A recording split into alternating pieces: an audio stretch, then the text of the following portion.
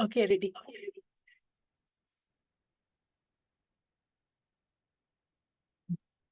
Okay, shall we start now?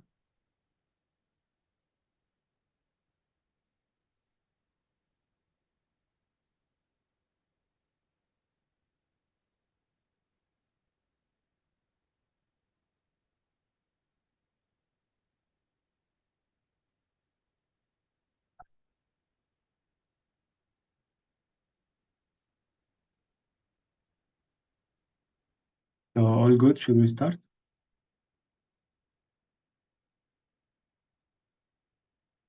Yes, we can start, Ashraf. Assalamu alaikum everyone, and a warm welcome to everyone joining us this session. Today's webinar is brought to you by ISS Egypt UTM in collaboration with Global Migration Solutions. It's a pioneer in providing comprehensive immigration services. We are thrilled to have you with us today. In this session, we have the privilege of having Mr. Desmond and Ms. Audrey joining us from Global Migration Solutions to guide us today through their knowledge and expertise. We are also honored to have with us the president of ISS Egypt UTM, Abdurrahman Rida. To kickstart this enlightening journey, we'll first hear from Mr. Abdurrahman Rida, who will share with us a word and set the stage for today's discussion. Without further ado, let's extend a warm welcome to Mr. Abdurrahman Rida. Instant. Thank you, Ashraf. Assalamu alaikum and good evening, everyone. I'm really happy to see all of you here today. A big welcome to our webinar about going to Australia. I'm in charge of our Egyptian society here at UTM.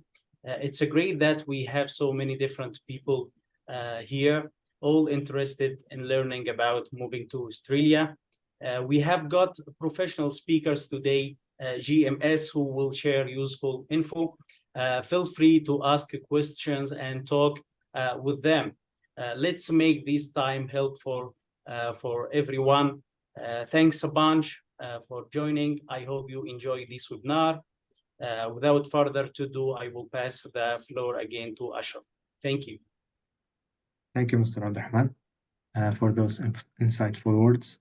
Now let's proceed with the heart of our session. Please join me in welcoming Mr. Desmond from Global Migration Solutions, who will lead us through the first segment of our presentation. Mr. Desmond, the floor is yours. Thank you, Ashraf. Hi, everyone. Good evening. And first of all, thank you, Mr. Rada, Ashraf again. My name is Desmond from Global Migration Solutions. It is really nice to be with everybody this evening to share about these options to secure an Australia PR through various programs. We spoke about this session a few weeks back, and time really passed quickly, yeah, Rada and Ashraf. And here we are today. We've been looking forward to share and to have these sessions and with all the information that we think could be helpful for everybody who is joining today to plan forwards. And without further delay, let's just have a quick introduction about who we are and what have we been doing. Yeah, and okay, let's just start with our company, Global Migration Solutions. So this is a company that has been around for the last 19 years. And this company started in the year 2004. We are an Australian licensed migration advisory firm. So over the last 19 years, we carry the principle and the value to make sure that we build the trust with the clients and be committed with our services.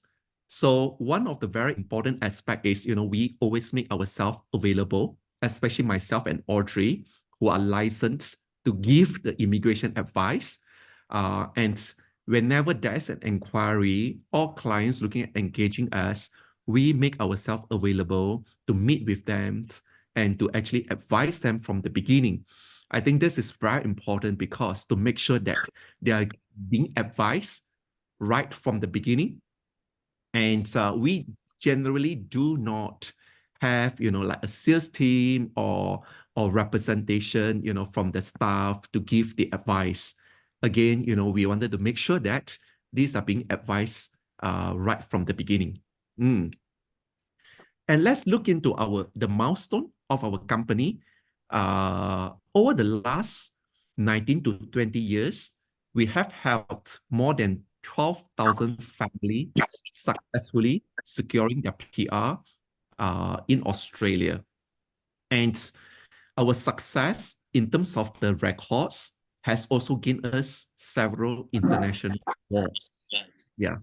And over the years, we work to make sure that we achieve high successful rates, and that simply, can be achieved from the beginning. Like I mentioned and I shared earlier, we make sure that we assess them correctly, we advise them correctly, and be open, with every candidate who approach our company. And if we believe that there be any concern or any risk of the application, we are generally very open and very honest with them from the beginning and advise them whether or not they even should put in the application, and wasted the time and wasted the money. So we are not just there to assist the client, but more importantly, I guess it is our very first objective and first job to make sure that we filter them through from right in the beginning, and then only take those who we felt confidence on board. Yeah. And today, we, other than Australia and New Zealand, we do also assist clients with the Portugal Golden Visa, for those who is looking at obtaining the EU citizenship, and also the United States green card, especially the EB5 program, investment programs. And where we are now, so we started from Australia, then Singapore, Malaysia, and then over the years, we have also expanded our presence in Vietnam, Cambodia, and Hong Kong as well. Yeah, and who are behind, this company? So other than myself, who is in this industry for 19 years, but my initial career actually started as a chartered accountant with the Pricewaterhouse. So I was working as an auditor for close to about 8 years before I ventured into this migration industry. Yeah, and also together with me, James Allen Hall, my business partner, who is also a licensed immigration advisor, who is in this industry for 20 years. And he's also a trainer for a migration lawyer and a migration agent. Yeah. Also, Audrey, yeah, she will be doing some of the presentation later. And she is specialized in the general skill migration, professional migration programs. Yeah.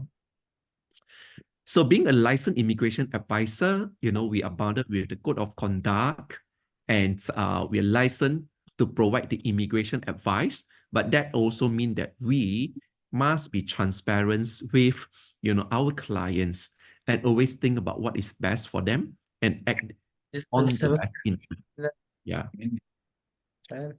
هتلاقيه في الشغل بتاعهم. Yeah. And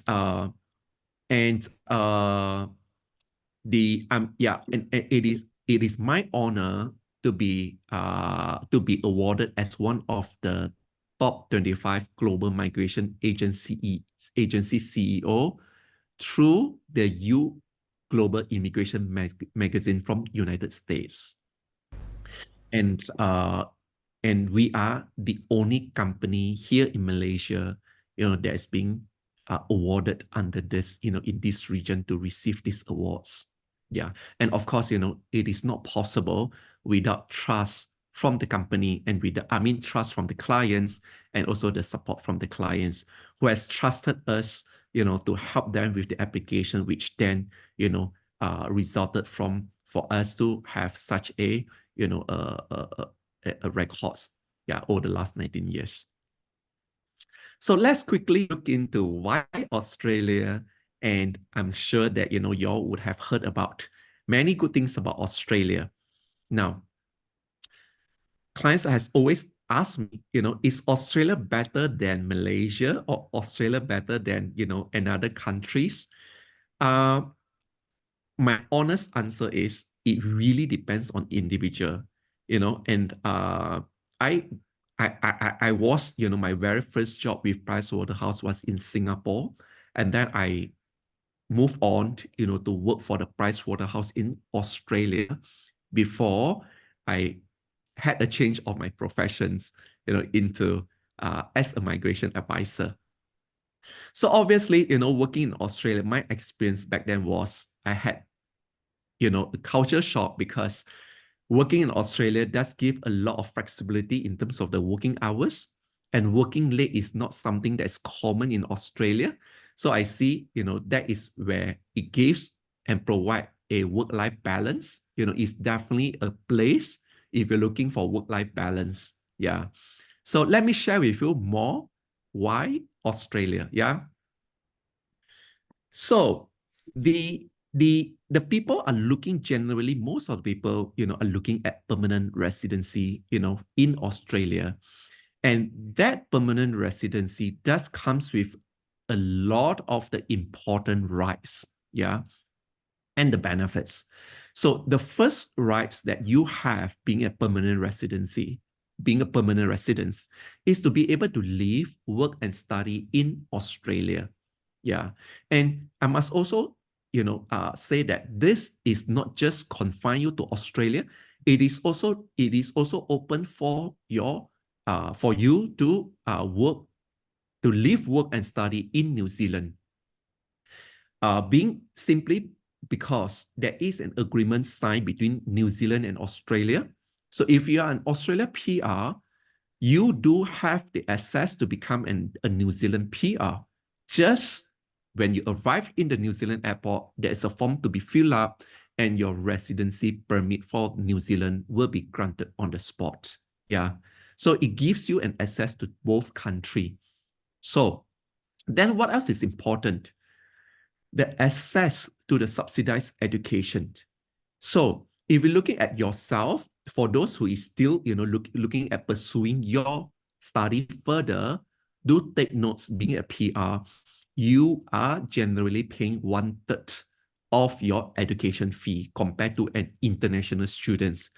So for those who has a family with the children going to the primary and secondary school, the school fee is totally free if it is a private school. If it is a public school, or a government school. So we are talking about a free primary school, secondary school, and you're paying 1/3 of your tertiary education, which is, which cover from degree, master degree, and PhD. Then you have Medicare, you have social welfare. So these are very important because the medical cost in Australia could be expensive, and to be a New Zealand to be a Australia permanent resident, you do have the full benefits to the Medicare. And then, of course, finally, you do have rights to take up a Australian citizenship after 4 years and being able to sponsor some of your family members. Yeah, so these are the common benefits being an Australia PR, but of course, the PR do also come with many other benefits, such as for those who's looking at buying a property, you have the first rights, you save taxes, for example. Yeah. And let's look into, the common pathway. For common pathway to for a professional, or for those who is looking at working in Australia, first of all, what I would like to highlight is Australia has a very unique migration law and policy. And that law and policy is meant to protect the citizens and the Australia PR. So what do I mean by that is, generally, the work rights is given to the PR and citizen first of all. So Australia being a big country, and for many decades, this country is relying on the foreign skilled labor for the development of the country. The country alone doesn't have enough professional and skilled workers to support the developments of the country. So what the law and the policy for the past years has always been getting those who has the right skill set that is needed by Australia and open up that options for them to obtain the PR, then come over to Australia and secure a job in Australia. Yeah, unless you are being sponsored or you're being employed by an Australian company. But do go back to what I've mentioned earlier, yeah, because the law is there to protect the local PR and citizen.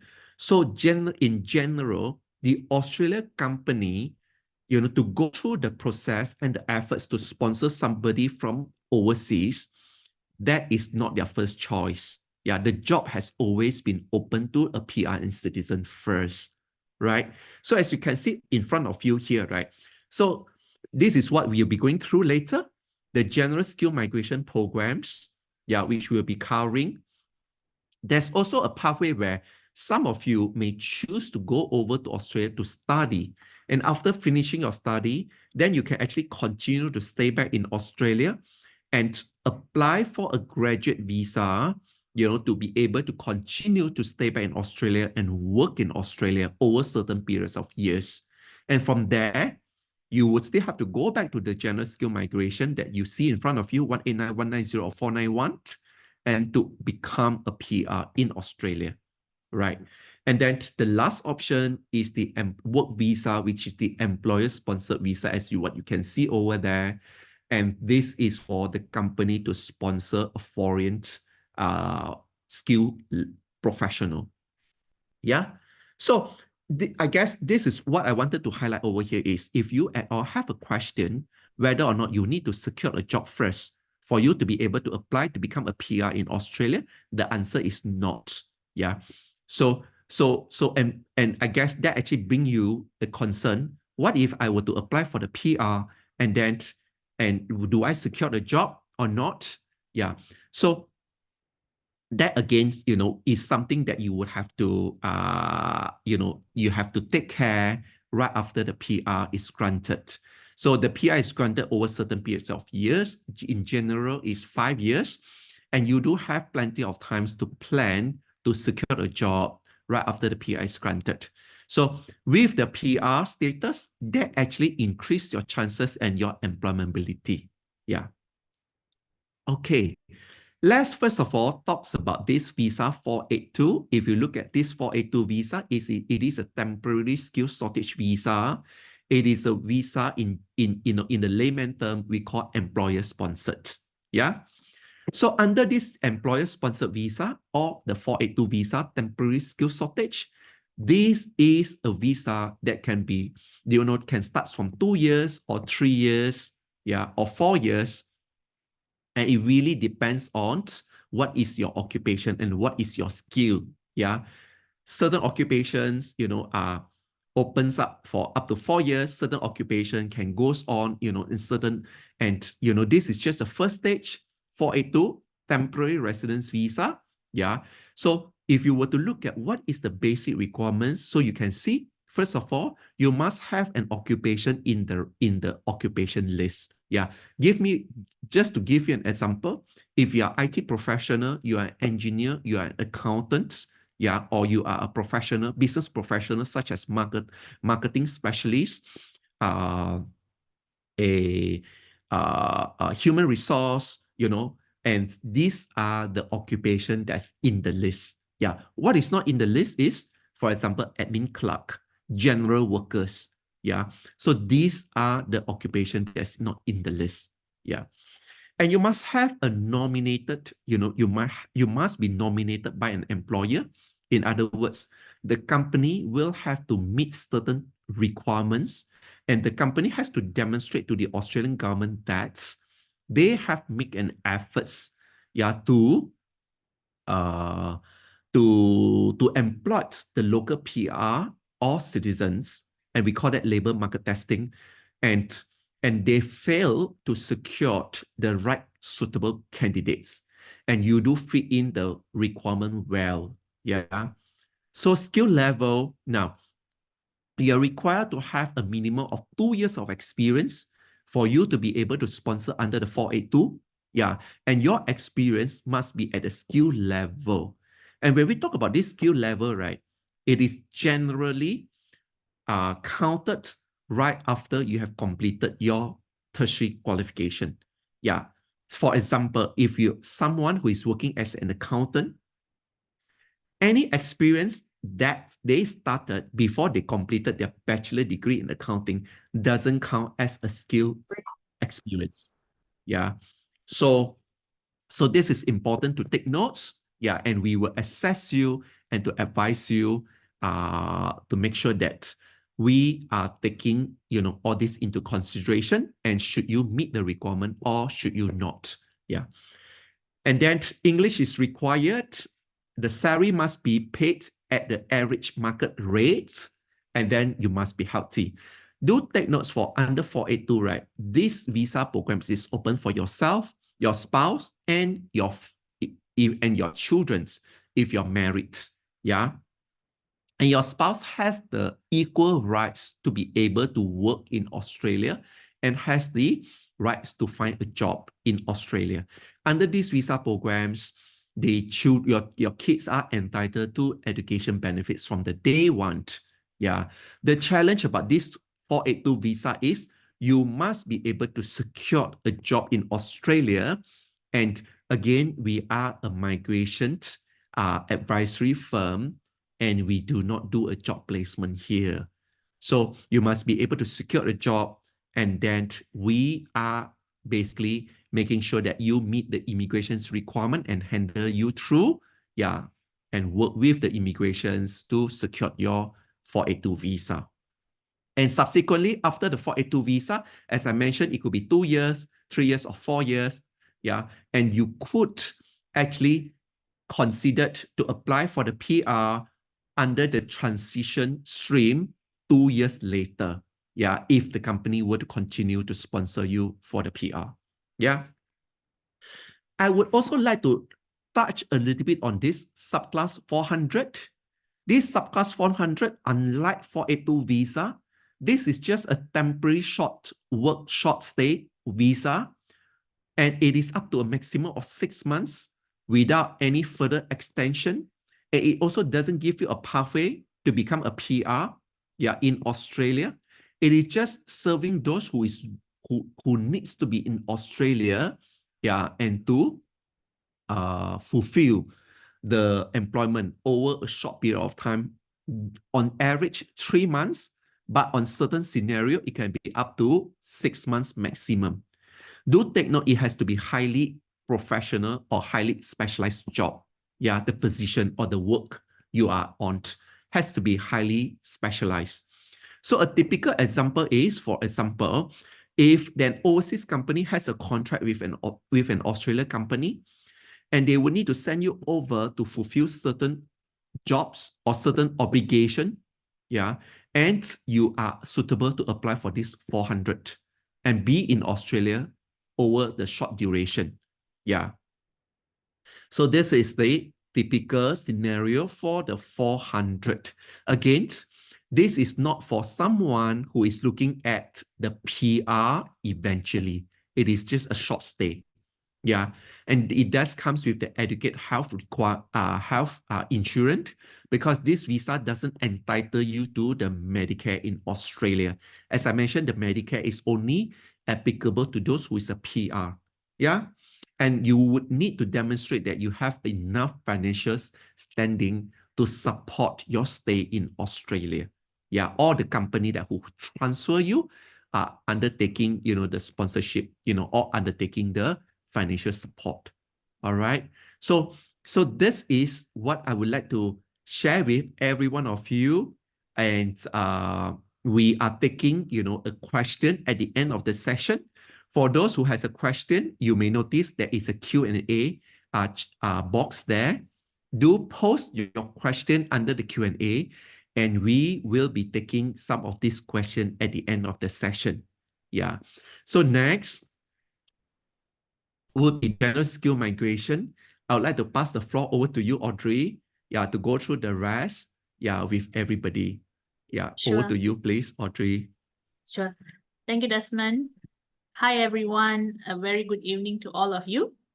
It's really a privilege to be here today. So thank you, Reda and team, for organizing this.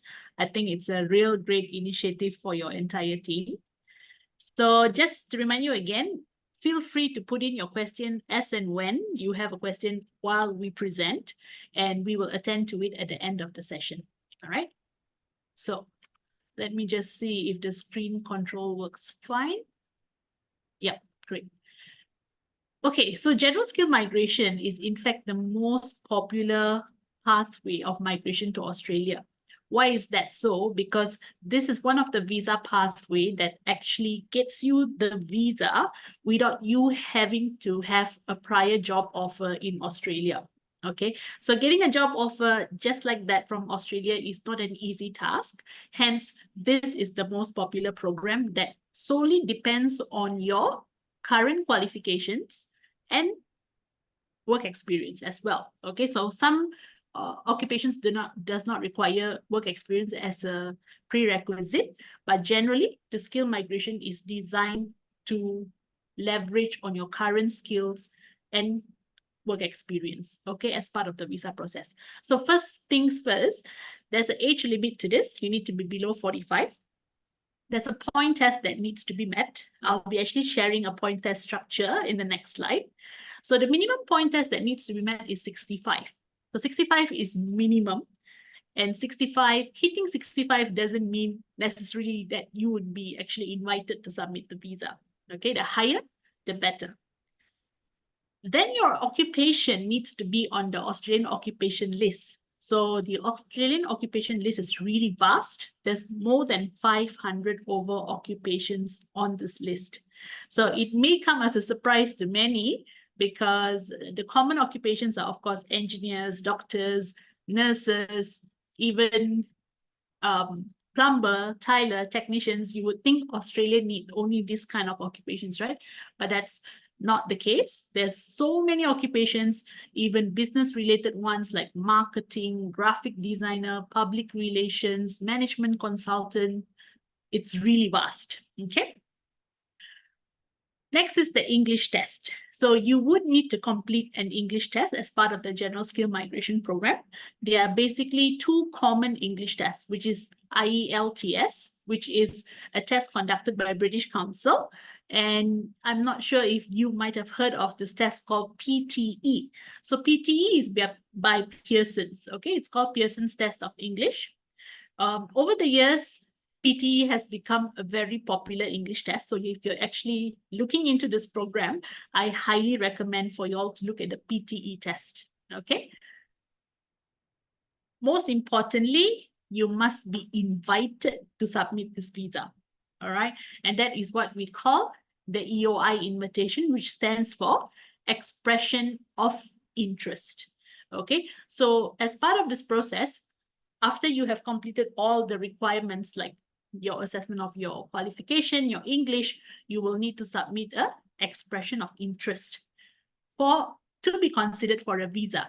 And you must get an invitation in order to submit a visa, okay? And last but not least, you need to be generally healthy. That would mean that no critical health conditions, and at the same time, free from criminal records as well.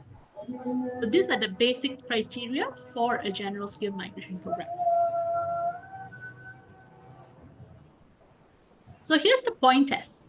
So if you look at the point test, there are many criteria that can contribute towards your points. So there's age, and if you can look at the age bracket, the prime time to actually apply is between the age of 25 to 32. Okay, because you actually get 30 points. Then you actually get points for qualifications. So just to let you know, UTM and many other Malaysian universities are fully accredited. okay, that would mean that you can qualify for the 15 points that's under the qualification section, right? Then if you have work experience, you get more points. If you have 3 years of work experience, 5 points. If you have 8 years, more points. So your profile actually gets better as you have more work experience. Then there's the English test. The higher your English test score, the better your points, right? So there are many other criteria like this, and we will actually do an assessment for you after receiving your CV. Now let's look at the type of visa classes. I believe some of you are already very familiar that there is a visa class called 189, 190, 491. Very good, which means you have actually done your research, okay? So under the General Skill Migration Program, these are the three, right? 189, 190, 491. So what is the main difference? The 189 and the 190 is a visa that gets you a direct permanent residency in Australia, okay? Meaning, when you apply today, let's say you get this visa 2 years down the road, you are already a full PR in Australia without even going there, without even having a job offer. So that actually makes this visa really, really attractive. So both these visas are for 5 years. And how do you maintain your PR in Australia? It's really, really simple, because all you need to do in that 5 years is basically just live 2 years cumulatively anywhere in Australia. So when we say cumulatively, which means you don't have to live continuously, okay? It's not at a stretch. You can keep traveling in and out, and as long as you comply with the 2 years within a 5-year period, you then get another 5 years. So for those of you who are aiming towards an Australian citizenship, you would be eligible to apply for a citizenship on the 4th year. All right, so that's Australian PR. So what's interesting here is the requirement to maintain a PR is purely 2 years of residency. And you can see here, there is no work requirement, which is mandatory to be met as part of maintaining your PR. So this may come in very handy for all of you, especially if you all are really studious and you want to actually complete a PhD in Australia later. You can, and you will be able to do this at local resident rates instead of international rates. Okay, you don't necessarily have to go to Australia and work if you get 189 or 190. Interesting, right? Okay, so that's 189 and 190. So what's the difference between 189 and 190? 189, skill independent. Independent meaning there is no third party involved in the selection. It's directly an invitation that is issued from the system. So the system is already pre-programmed to select certain occupations at this cutoff point, and it's automatic. Whereas 190 is nominated by a state government. So we need to see your occupation is in which state and apply to that state. Okay. Now, let's look at 491. The 491 is also a very interesting visa. It's a visa that actually gets you a temporary residence first, a TR.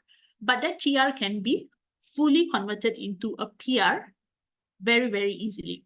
So how does this work? It's a 5 years visa. And this 5 years visa, you actually would have a restriction that you should only live, work, or study in a regional area in Australia.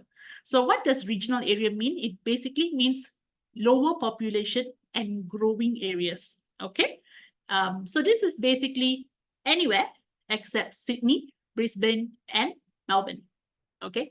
Other than these 3 cities, you can live anywhere in Australia if you get this visa.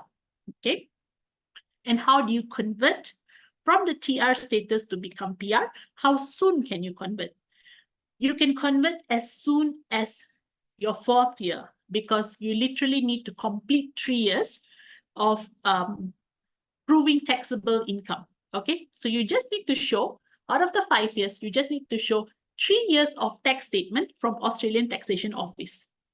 It doesn't matter what is your income level, as long as you have a tax statement. And it doesn't matter what you do. So I think it's important to stress here as well. Let's say some of you apply as an engineer, some as IT, you apply as marketing. As much as you use that as your occupation for the application, take note neither 189, 190, or 491 will require you to practice back as that occupation once in Australia. So once in Australia, you can do anything. From engineer, you can become a businessman. From IT, you can do marketing, anything, okay? They don't restrict you. So it's very, very interesting. So these are the differences between the three visa classes. Here's the process of general skill migration. Just an overview. So very quickly, the first thing is to complete your skills assessment. So we need to send your documents to your specific authority for the occupation. So for example, engineers, we need to send yours to Engineers Australia. If you're in IT, we will send yours to Australian Computer Society. Then if you're a teacher, is Teaching Institute of Australia. There are a variety of authorities that we will do the submission for. Then you complete your English test. So once you've completed your skills assessment, you've completed the English, the next step is the most important part, which is the heart of the application, expression of interest. So you're basically submitting your expression of interest for these visa classes. So take note, you don't have to submit interest only for one. We can submit interest for multiple, okay? And what happens there? You're basically in a pool waiting to get an invitation. So once you get invited, you then proceed to lodge the visa application. So without an invitation, no visa application can be made. So everything here is very structured, stage by stage. Okay, so you don't have to worry that you're jumping somewhere, and we will manage this for you effectively and carefully, right? So once a visa is submitted, that's when you need to complete medicals and police check. And from visa application to visa decision, currently plus minus is about 1 year. All right, it's about 1 year. Overall, I know there are many questions about how long this would take. Overall, we're looking at about best case scenario at this current time, 1.5 years, best case. Otherwise, about 2 years, 2 years plus. All right. All right. Now, let's kind of deep dive into migrating as an engineer.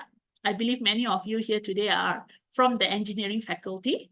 So what does it take to migrate to Australia as an engineer? You would just need to have a minimum bachelor's degree in an engineering field. So there are a variety of engineering specializations such as civil, structural, electrical, electronic, production, mechanical, right? All these are on the occupation list. So that's the first thing. Number two, you need to have a basic English, which is at a competent level. This is demonstrated through PTE, 50 points in each component, or IELTS band, sorry, the point is missing, IELTS band 6. Okay, IELTS band 6 is competent. And we need to see which body of accord do you fall into. But generally, the good news is all Malaysian qualifications after 2009, so UTM, we have, in fact, we've done many and just too many UTM clients, even before 2009. So what used to happen previously is when we used to handle clients who graduated before 2009, they must prepare a CDR report.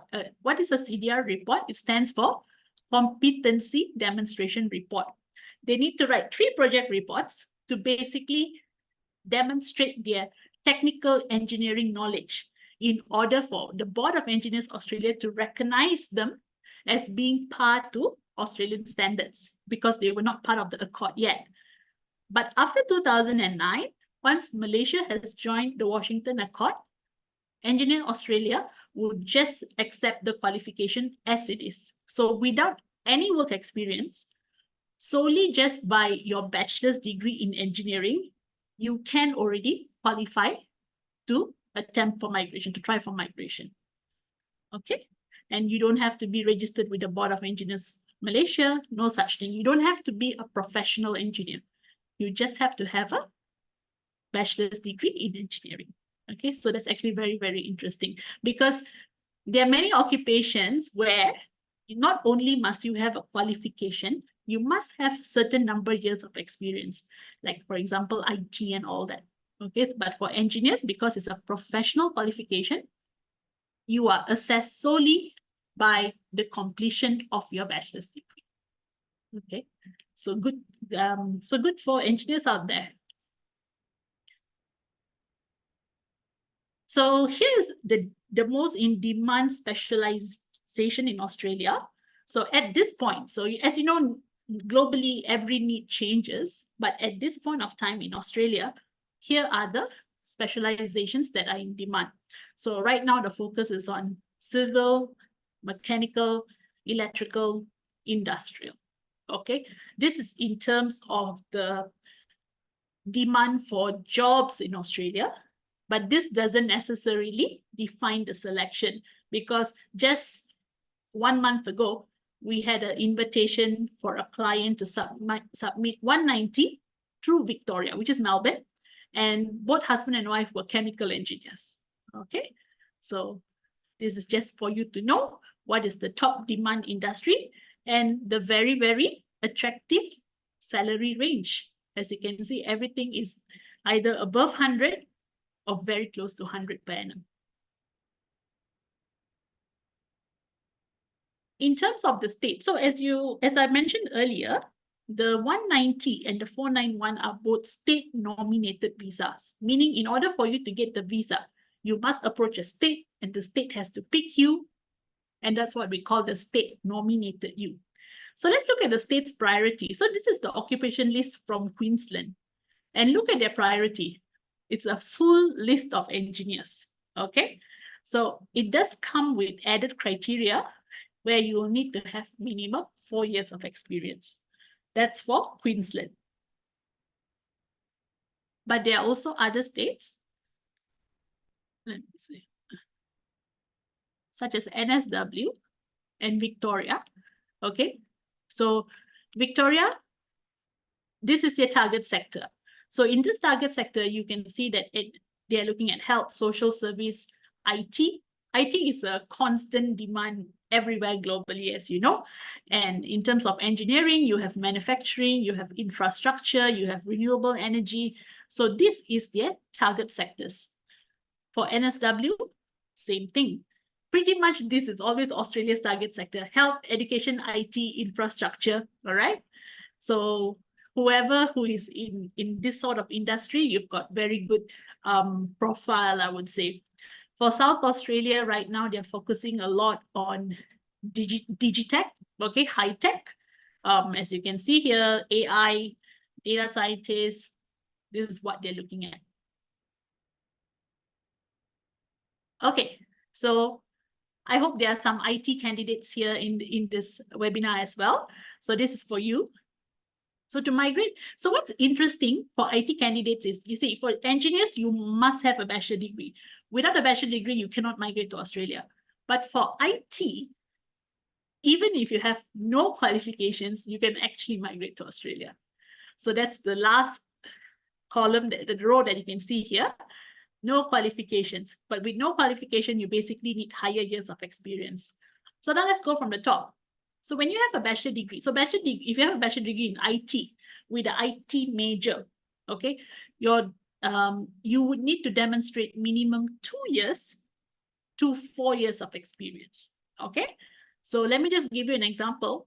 If you have a bachelor's degree in networking, and right now you're working as a programmer, that is not, the major is not highly relevant, so you need to demonstrate 4 years.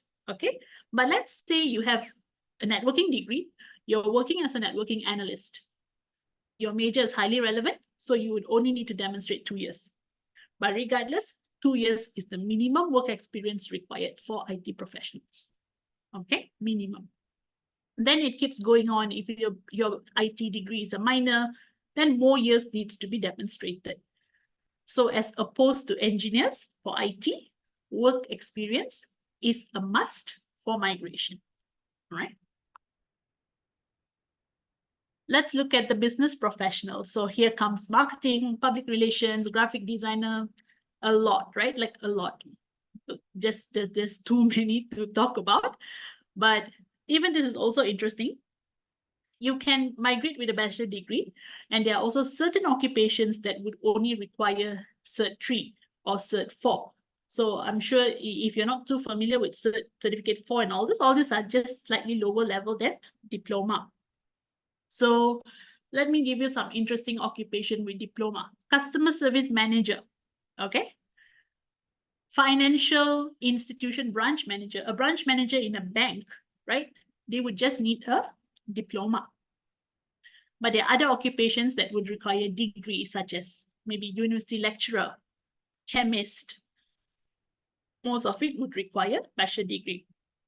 So again, it comes with an experience between 1 year to 3 years. So don't worry too much about all this. This is just for your knowledge. When you send us a CV, we will be the one who will help you to identify if you are eligible or not. All right, so that was for the general skill migration visa. Now I'm going to run through very quickly about GTI, which is the Global Talent Independent Visa. So this visa is very interesting because this visa is, I think my slide is jumping.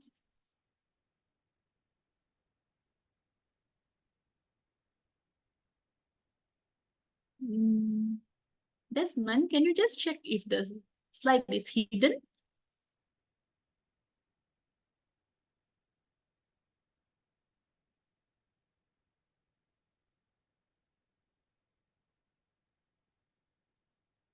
After this one, there's a criteria slide.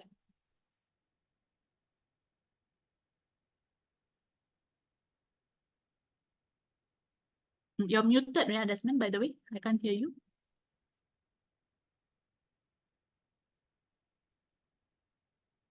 Desmond, you're muted.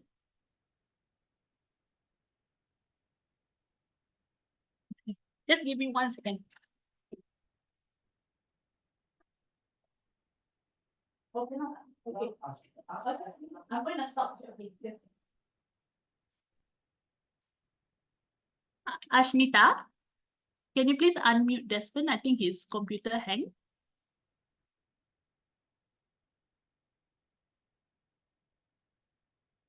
Are you able to unmute him? No. No, huh? Okay, never mind. No problem. Let me try and see. Okay, it's okay.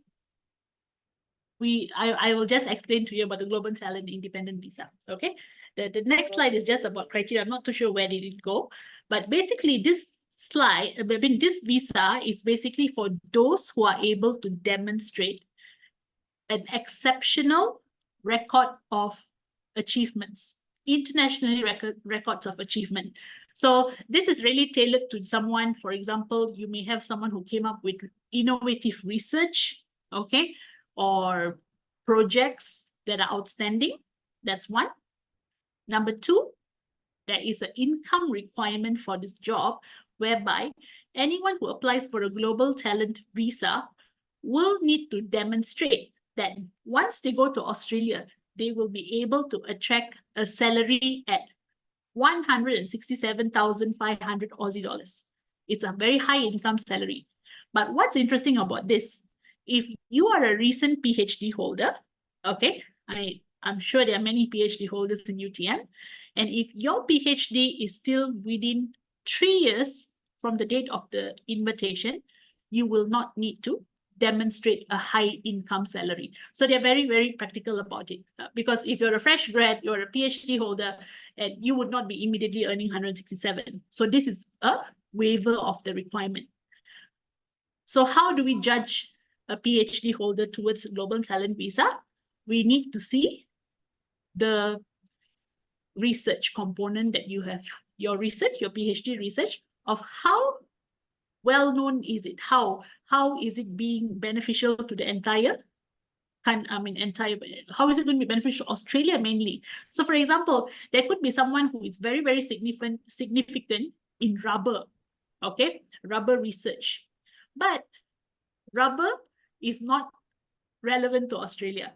So as much as you might be very great here in Malaysia, your skills are not transferable into Australia because Australia is not big on rubber. So we need to see that your research is useful for Australia. All right. And there also needs to be a nominator. Nominator needs to be someone in Australia. It could be an organization or it could be an individual.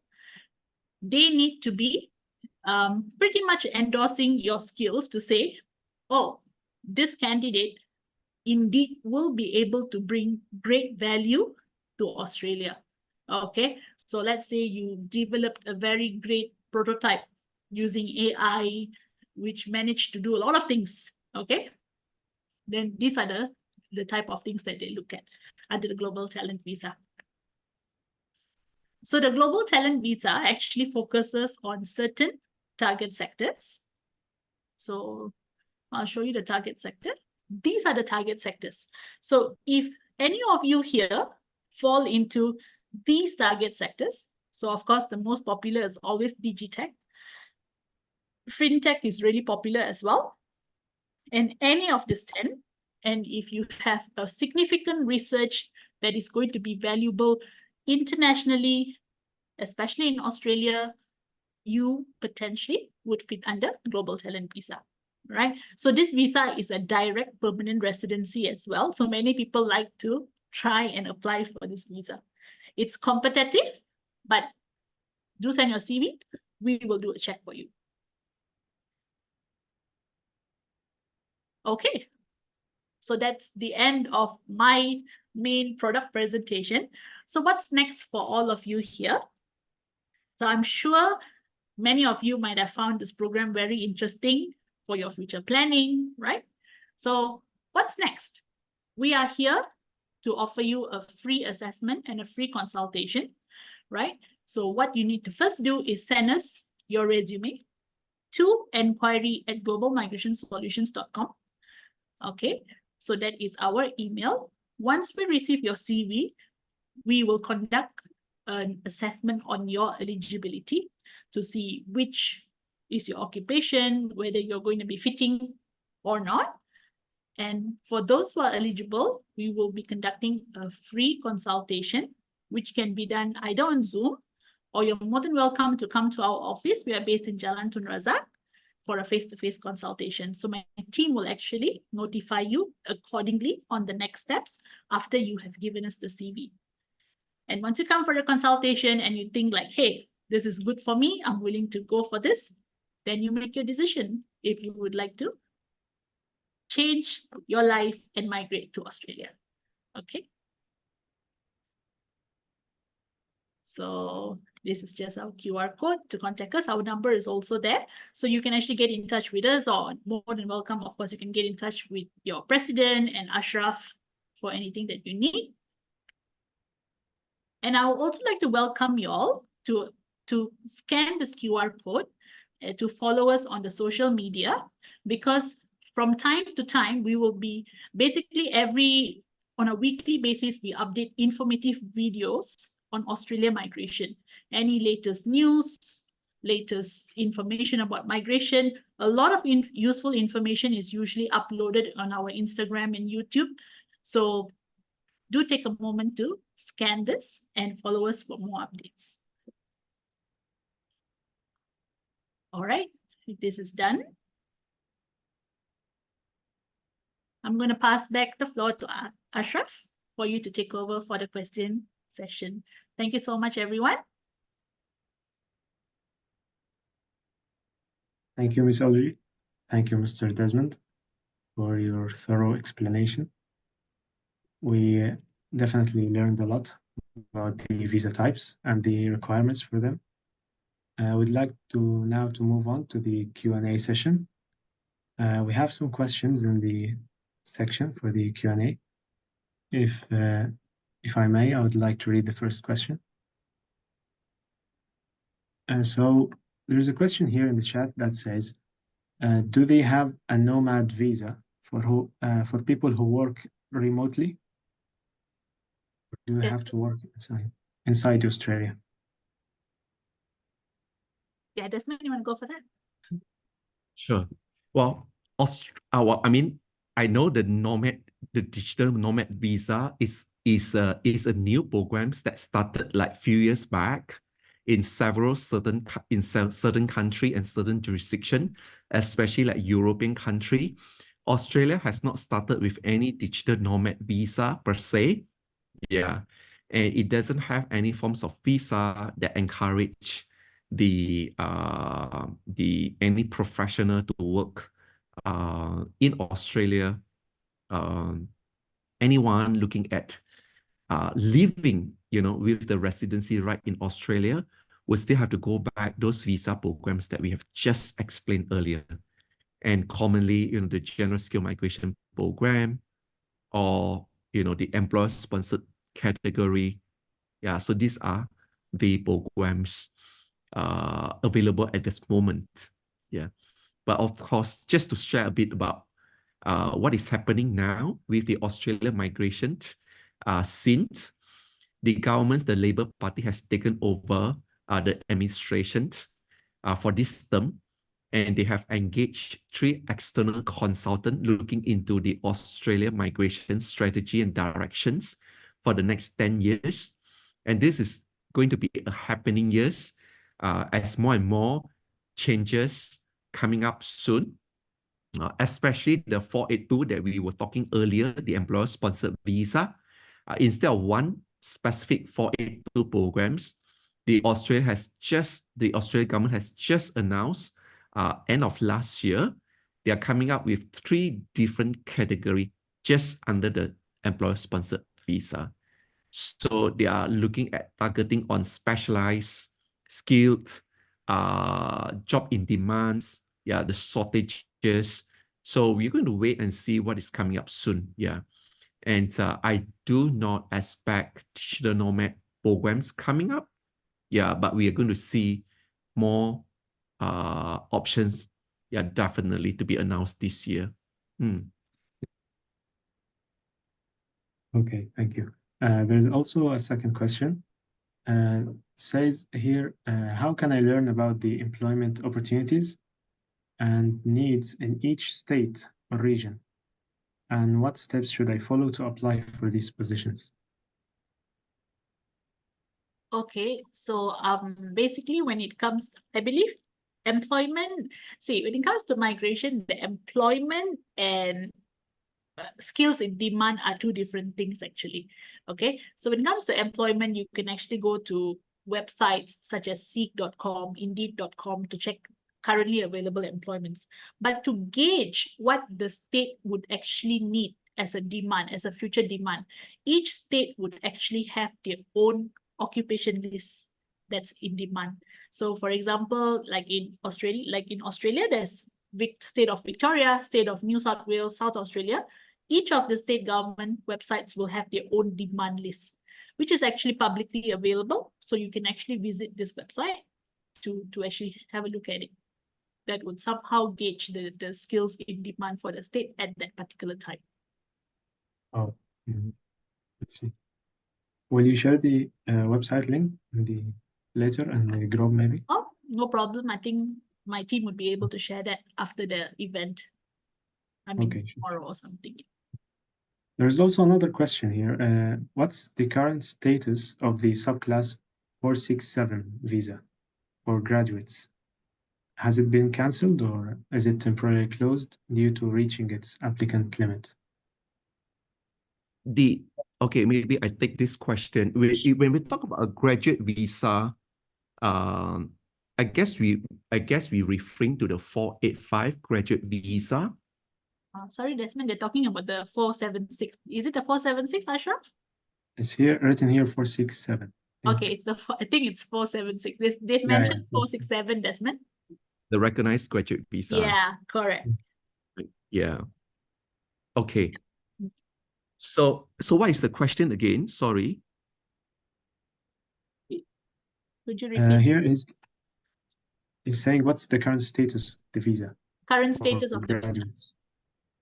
So it's been capped actually. So yeah. So the latest news is this visa has been capped already. No new applications are being accepted at this point of time. So that is the main reason also we didn't want to cover that, because it's of not going to be of use to any of you.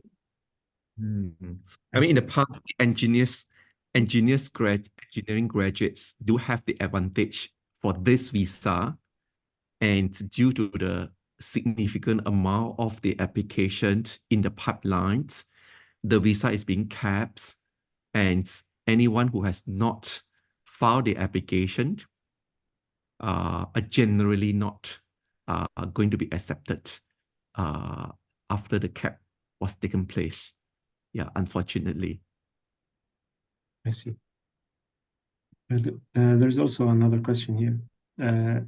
Someone's saying, so currently I'm in my last year studying bachelor in physiotherapy. So is Australia a good option for this major? And when should I start applying?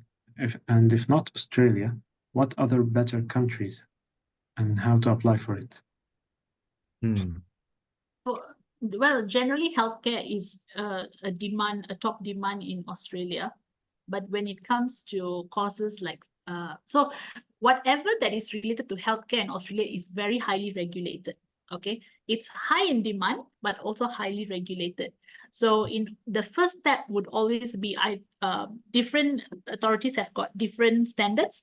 Most often than not, when you have an overseas qualification that's not in Australia, you would need to pass some level of competency test first.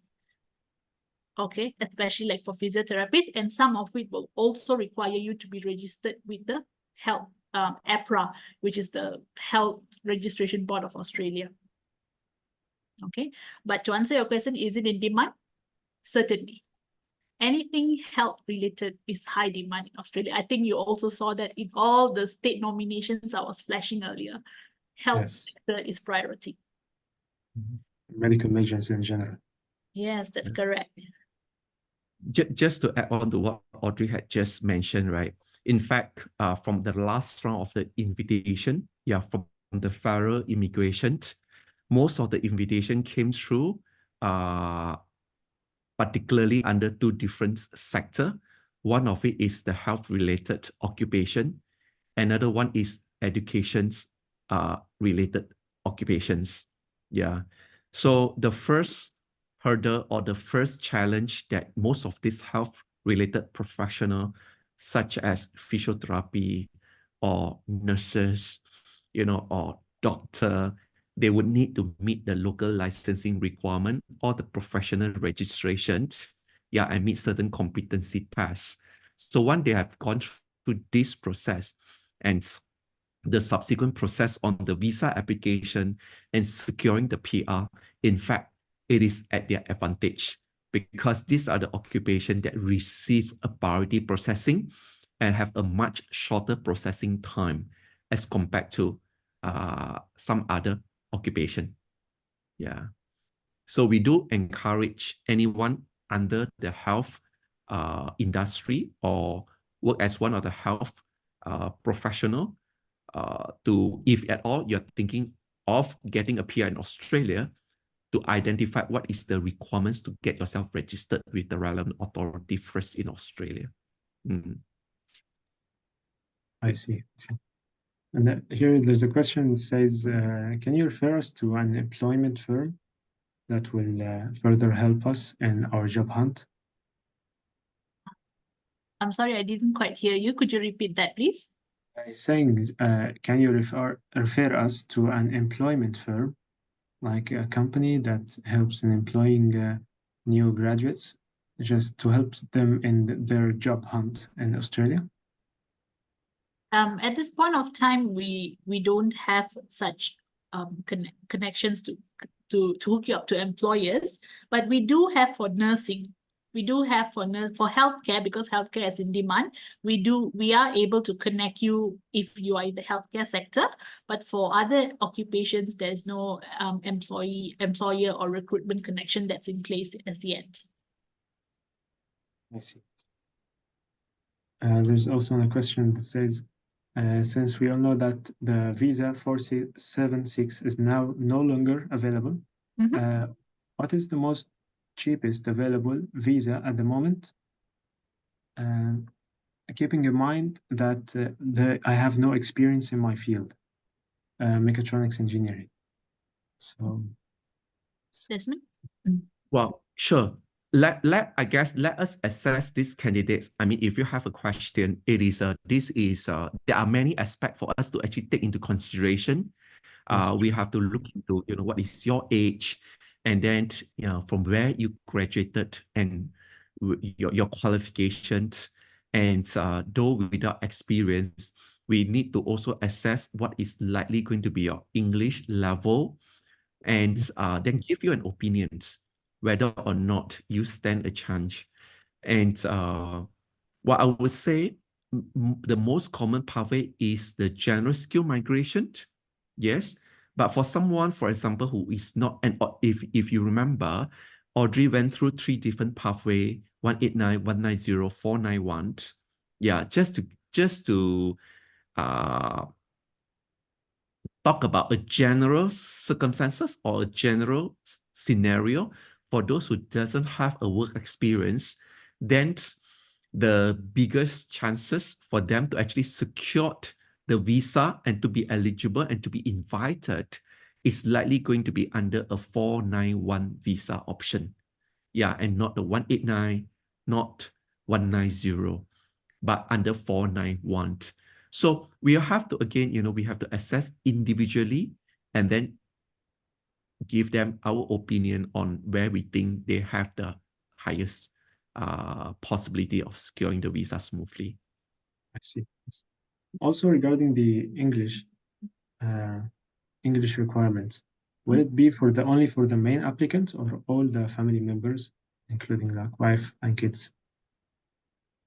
Okay, the English requirement is mainly for the main applicant and any secondary applicant above the age of 18. All right.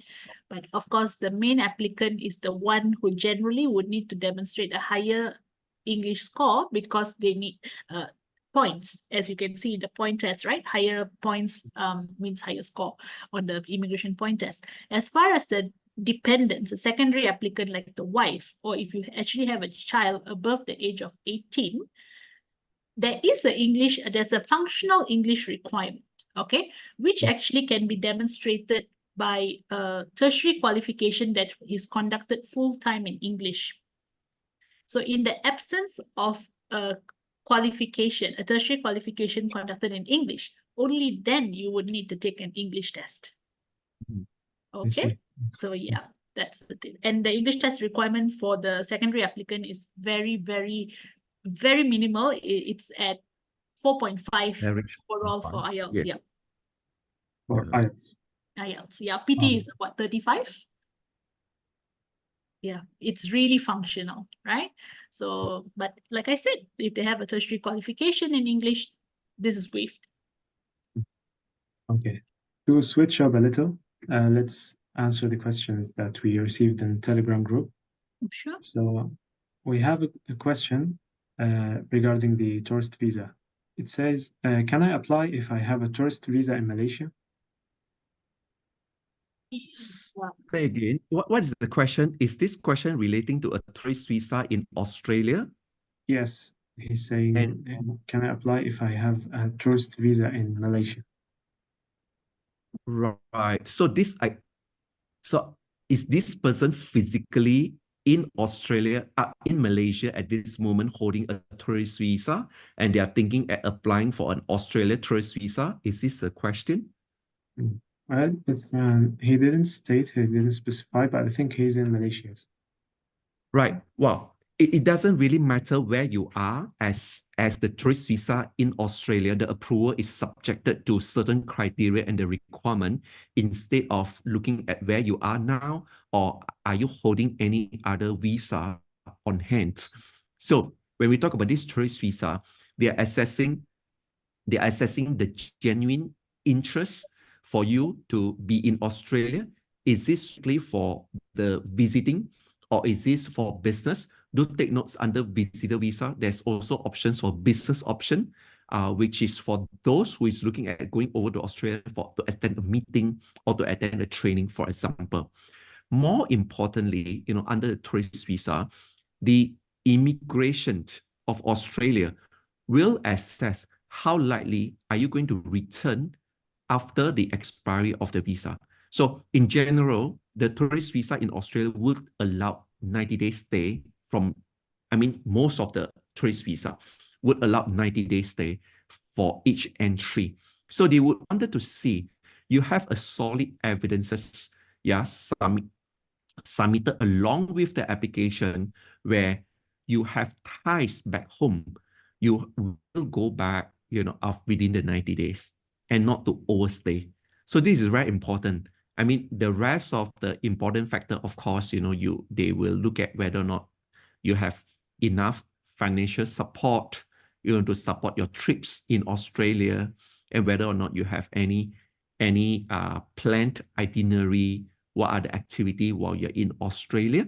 Yeah, but do take note, more importantly, it is your intention not to overstay in Australia and you have a very strong ties back home with a reasons to return back to your own country. Yeah. I see. There's also the question, when is the 189, 190, and 491 they're gonna open? When will they open? And is there a limit, like for specific nationalities or countries? Sure. So so all these three visa classes that you've just mentioned are already open. It's usually an ongoing process throughout the fiscal year. So Australia's fiscal year generally starts from July 1st and ends on so it's 1st of July 2023 till 30th June 2024. Okay, that's Australia's fiscal year. And all this have been ongoing, and there is no limit according to countries of origin or citizenship. It's a very transparent and open system. As long as you make the cut in terms of the points that they're looking for, you would get a selection. So they are very, very fair and hence a very attractive program. Okay, so there's also another question, what are the required documents for the work experience? Is there any specific documents? Yes, I can take this question. I think we are just taking time to answer, Audrey. Yeah. Right. Yeah, in terms of the employment, to prove the employments, now I think talking about employment, do take notes, yeah. The law, the migration law does recognize, I tend to explain a little bit more than just the question, because I think it is beneficial. And I just wanted to highlight that, when we talk about employment, right, it is 20 hours per week that is being considered as a full-time employment. Yeah, do take notes. If at all you think that you have to work like 35 hours or 40 hours, right, then only your experience will be counted. The answer is no. The answer is any employment that you spend 20 hours or more per week and you get paid, then that is considered as, employment and counted towards the work experience. How do we prove that? We need copy of your employment offer letter. We need your employer to provide reference letter certifying when you started, when are you currently working or you have ended the employment, signed off by the HR or superior. In the events when the company closed down, then a statutory declaration for certain occupation could be acceptable. Other than that, we also would want a copy of your tax returns. We want pay slips. Generally, those associated records and evidences to prove the employment are required. Yeah. If anyone say they get paid out of cash, that the company is no longer available, and despite the statutory declaration, but there isn't any other supporting documents available, then they may have to consider putting aside those years of experience, yeah, and not being able to consider it as part of the work experience. I see. Okay. So that answered the question. Yes. The last question we have, because of the time limit, is the work permit necessary? And if yes, how long is the process? The work permit 482, yes. So I can take on this last question, and Audrey, feel free to add on. Sure. For 482 visa, generally this visa is actually a very quick visa to be processed at this point of time. After the pandemic, there is a huge labor shortage in Australia. So if you're talking about this 482 visa, there are three stages involved in entire visa application. And these three stages can be completed within a period of less than 6 months. So if you found a job, a company looking at sponsoring you, in fact, we have cases where this whole process are completed within 3 months, 4 months, but I would have to say it is a very fast processing time for this visa of definitely less than 6 months. Yeah. Oh, I see. Okay, so the other questions, we have a lot of questions, and we are really happy to see that people are interested about the matter and want to know more about it. But we have a time limit, so the other questions that were not answered, we will answer them either in Telegram group, or we will send the attendees as a document the answers for the questions. So now we would like to have a picture together, if that's available for the students and the participants. We would now give you the access to turn on your camera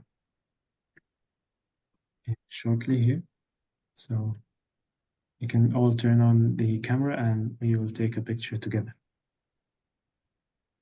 All right. Please give us a minute for the conversion. Yeah. Okay, sure.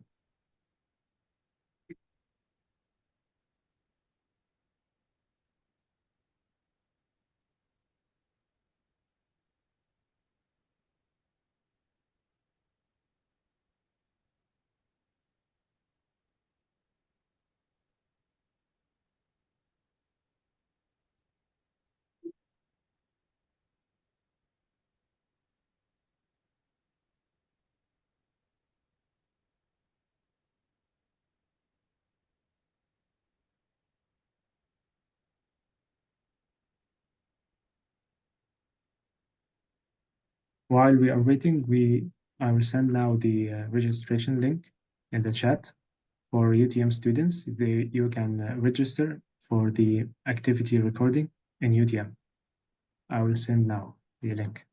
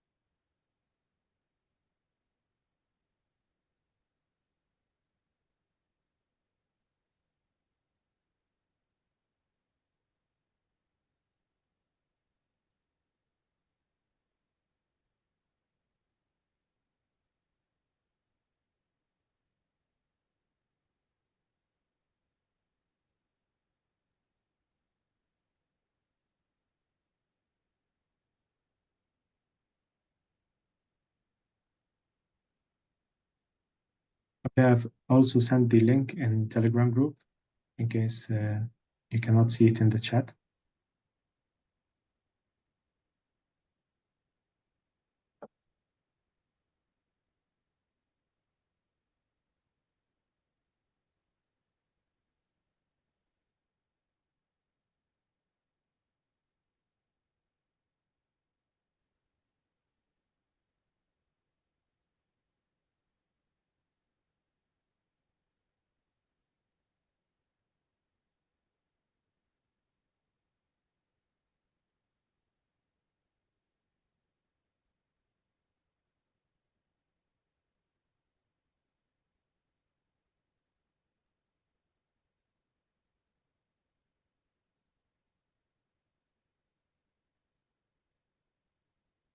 If you have any more questions as well, you can still ask in the Telegram group. The Telegram group will still be active for any more questions.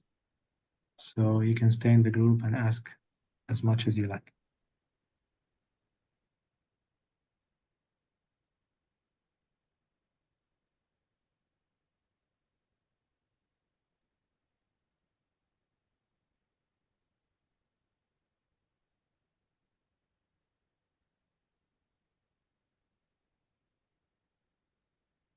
So everyone, can you turn on your camera, please?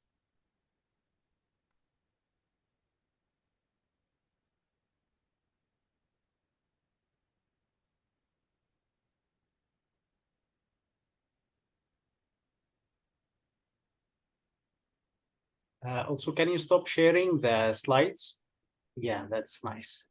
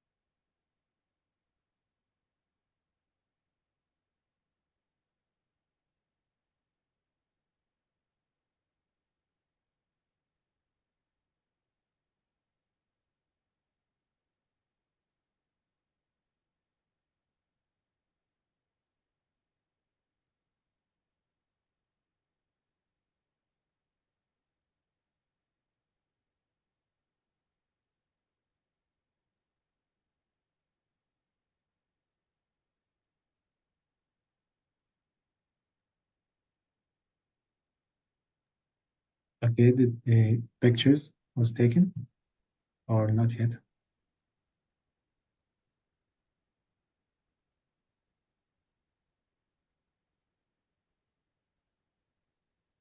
Hello? Yes. Ashmita, yes. Yes, Anyone? sorry, my line is breaking. Yes. Anyone Everybody. taking picture? Maybe we take Yeah. the Okay, I'll take the pictures. If everyone is ready, you can take the picture now. And 3, 2, 1, you can smile.